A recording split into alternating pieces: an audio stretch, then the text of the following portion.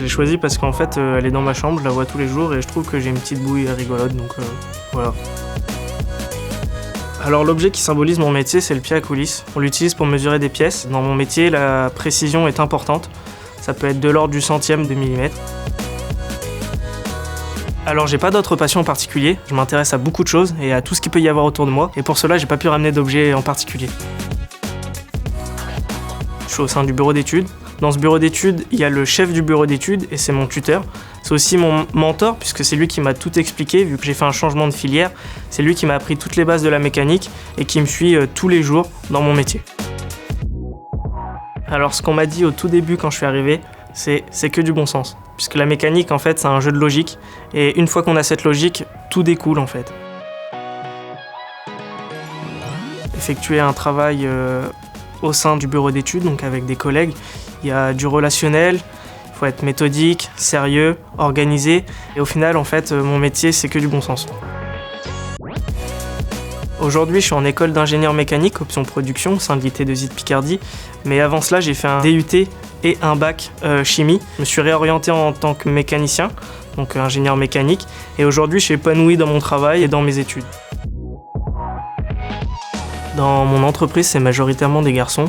Je pense que c'est parce que dans la tête des gens, on estime que la mécanique est réservée aux garçons, alors que non, il est aussi ouvert aux filles. Je pense qu'aujourd'hui, s'il y avait une mixité au sein de notre entreprise, ça serait très intéressant pour avoir un regard extérieur par rapport à notre façon de travailler. Dans 10 ans, j'espère évoluer au sein de mon entreprise et ainsi devenir chargé d'affaires pour pouvoir m'occuper des machines, donc de gérer les machines de A à Z, que ce soit au niveau du client mais aussi de l'entreprise, en faisant des plannings, en faisant la gestion des coûts, etc. Ma chanson préférée, ça serait What a Wonderful World de Louis Armstrong, puisque je pense qu'en fait, le bonheur, il tient que à une chose, c'est dans ce qu'on voit tous les jours. Donc, restez focus là-dessus. En réalité, concilier l'entreprise, la formation et la vie perso, c'est très simple puisque les horaires entreprise et formation sont les mêmes. Donc être en apprentissage, ça permet d'avoir un salaire et avec ce salaire, je peux me permettre de faire plaisir à ma famille mais aussi d'entreprendre des voyages et de voyager, de profiter de la vie. Si je devais résumer mon métier en une phrase, ça serait la réalisation de pièces mécaniques en 3D et en 2D afin de pouvoir assembler des machines industrielles. Mon métier il est très intéressant parce qu'en fait, je dessine sur l'ordinateur, je dessine des pièces en 3D, je les redessine en 2D pour pouvoir les fabriquer. Et je peux aller à l'atelier pour voir le montage, ça me permet d'apprendre de mes erreurs, mais aussi de pouvoir m'améliorer.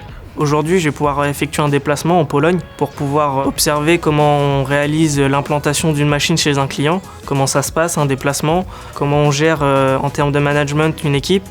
Aujourd'hui, je vais aussi voir beaucoup mes collègues à l'atelier puisqu'ils m'expliquent beaucoup de choses aussi de leur expérience par le montage et les problèmes qu'ils peuvent rencontrer avec des pièces qui peuvent être parfois mauvaises ou des mauvaises conceptions. Donc j'essaye de m'inspirer de tout ce qu'il peut y avoir au sein de mon entreprise, que ça soit à l'atelier, que ça soit en termes de chargé d'affaires avec le pôle ingénierie ou que ça soit auprès de mon tuteur et mes collègues. Cela me permet de proposer de ce fait un travail qui est réprochable au sein de toute l'équipe de l'entreprise.